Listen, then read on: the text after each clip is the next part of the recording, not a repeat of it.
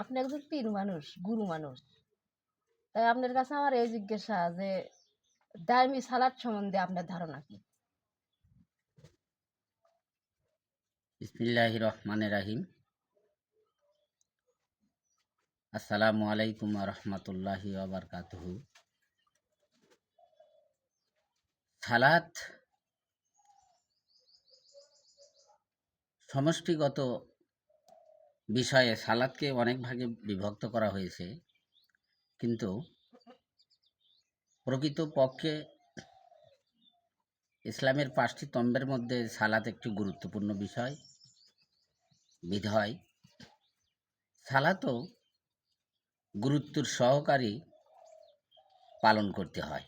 তো আমি সালাতের কথা বলছি না, আমি বলছি যে দাইমি সালাদ, যে দাইমি নামাজটা, এইটা কি?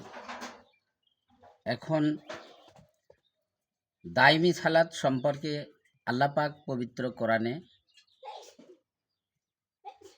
৬,৬৬৬ আয়াত ৫৫৮ রুকু সপ্তম মঞ্জিল ১৪ সেজদার মধ্যে উল্লেখ করেছে। সূরা মারেজের ২৩ নম্বর আয়াতে আল্লাহ পাক উল্লেখ করে বলেছেন, ইন্না সালাতি হুম দাইমুন।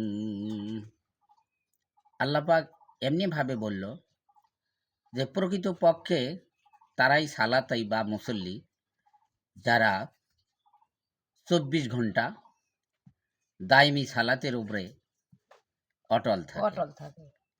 তো বিষয়টা হলো, এটা একটি আধ্যাত্মিক গুরুত্ব সহকারে এই সালাতের কাজ সম্পন্ন করতে হয়, যার কারণে উক্তিয়া সালাতের চাইতে এটা একটু গুরুত্বপূর্ণ সালাত, যা পবিত্র কালামে উল্লেখ রয়েছে। আচ্ছা, তাহলে এখন আমার থেকে শুনুন। এই দাইমি সালাদ বা দাইমি নামাজ, এটার বিষয়ে আমার ধারণা হইল যে আমাদের দায়ে পড়ে যেই সালাত আমরা আদায় করছি, যেই নামাজ আমরা আদায় করছি, মানে দায়ে পড়ে যেটা করছি, যা না করলে হচ্ছে না, দায় ঠেকছি। কি দায় ঠেকছি? যে আমরা যে মুসলমান, আমাদের এই মুসলমান নাম নির্ধারিত করতে হলে, পরিচয় প্রকাশ করতে হলে আমাদের কি লাগবে? আমাদের নামাজ লাগবে, সালাত লাগবে। সালাত হচ্ছে বিশ্বজগতের সমষ্টিগত বিষয়। হ্যাঁ, সুন্দর একটা কথা আপনি কইছেন। আর হুম এই হুম যে নামাজ যে আমরা পড়তেছি, নামাজ, এই দাইমি নামাজটা হইল আমার ধারণায় যে দায়ে পরে আমরা যে অক্তীয় নামাজটা পড়তেছি, এটাই আমাদের দাইমি সালাত। কারণ আমরা দায়ে পরে করতেছি ওটা।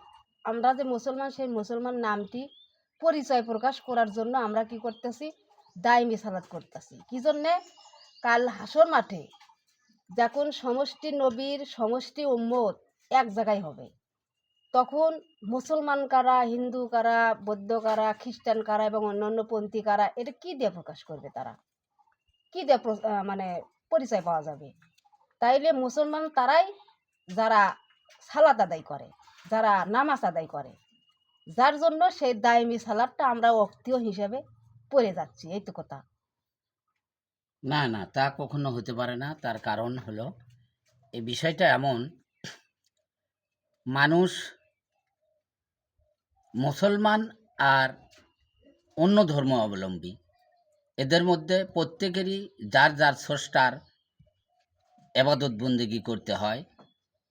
আর সেই এবাদত বন্দেগী যারা করে, আল্লাহ পাকের কাছে আমরা দায়ে ঠেকে আসি। তার কারণ উনি স্রষ্টা, উনি আমাদের হায়াত দাতা, মউত দাতা, রিজিক দাতা।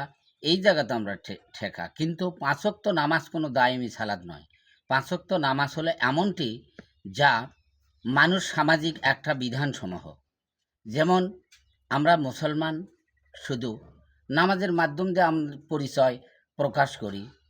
হিন্দু যারা, তারা মন্দির পূজা এরকমভাবে বিভিন্ন পন্থায় তারাও তাদের ধর্ম কারসাজিত করে। কিন্তু আসলে এটা একটা বিধানী বিষয়। কিন্তু দায়মি সালাত ওইটাই, যেটা আল্লাহ পাকের সুষ্ঠু আনুগত্য করা, বা একটা মানুষ হিসাবে, শুধু মুসলমান হিসাবে না, একটা মানুষের কর্তব্য যে আল্লাহ আমাকে সৃষ্টি করছে, হায়ের দাতা, মৌত দাতা, রিজিক দাতা, সব কিছুর মালিক সেই স্রষ্টার আবাদত করব না, আমরা কার আবাদত করব?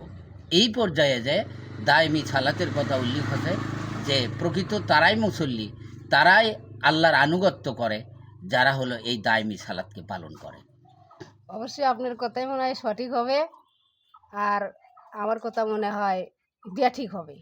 তো আমি শ্রোতাদের উপরই এই ভারপূর্ণ ছেড়ে দিলাম যে ওনার কথাই সঠিক নাকি আমার কথাই সঠিক। যদি ওনার কথা সঠিক হয় তাহলে আমি ওর কাছে নত স্বীকার করব, আর যদি আমার কথা সঠিক হয় তাহলে উনি আমারটা স্বীকার করবে। সম্মানিত পিয়ারি হাজিরিন, আমি আজকে যাই হোক সালাদ সম্পর্কে দুই একটি কথা আলোচনা করলাম। পরবর্তী ভিডিও আমার গুণীদিন চ্যানেল আছে, সেখানে আপনারা দেখবেন। আর এই বিষয়টা হলো যদি আমার বলা কোয়ার মধ্যে ত্রুটি বিত্রুটি হয়ে থাকে হুম। ক্ষমা সুন্দর দৃষ্টিতে দেখবেন।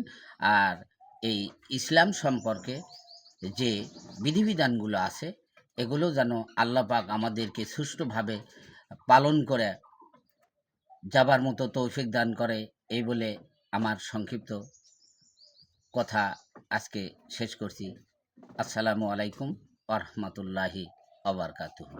সুপ্রিয় দর্শক মণ্ডলী, আমিও ইহাই চাচ্ছি যে যদি আমার সালাতের মধ্যে, আমার নামাজের মধ্যে ভুল ত্রুটি হয়ে থাকে তো শুধরাইয়া নেওয়ার জন্য, ভুল সংশোধনের জন্য আমি ভিডিওতে উপস্থিত হয়ে আছি।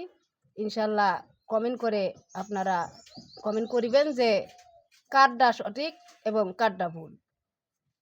আজকের মতো এই পর্যন্তই শেষ করলাম, ভিডিও দিয়ে বিদায় নিলাম। আল্লাহ হাফেজ।